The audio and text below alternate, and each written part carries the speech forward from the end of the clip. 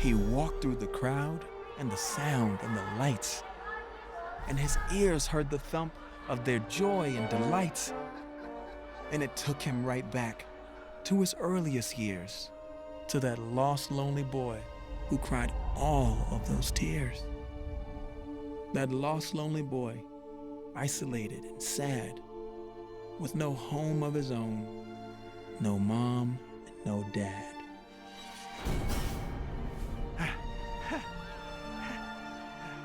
And as the Grinch looked around, he felt downright scared as he remembered that Christmas where nobody cared, where nobody showed, not even a flea. And there were no cards, no gifts, and no tree.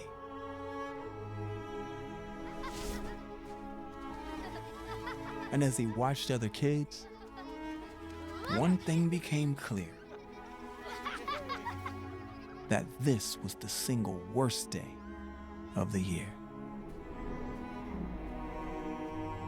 And now here it was, that day once again, and he felt all those feelings he felt way back when he'd watch who's young and old all sit down to feast, and they'd feast, and they'd feast, and they'd feast, feast, feast, feast.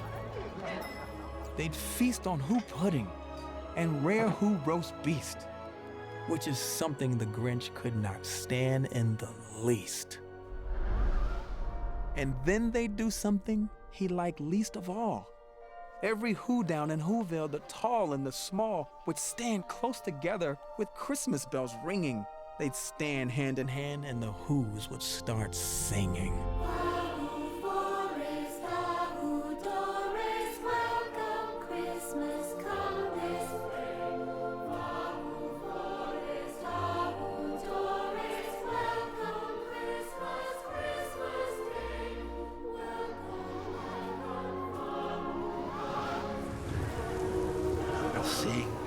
And they'll sing, and they'll sing, sing, sing, sing. Yes, he couldn't recall without feeling the sting. So the Grinch finally declared, I must stop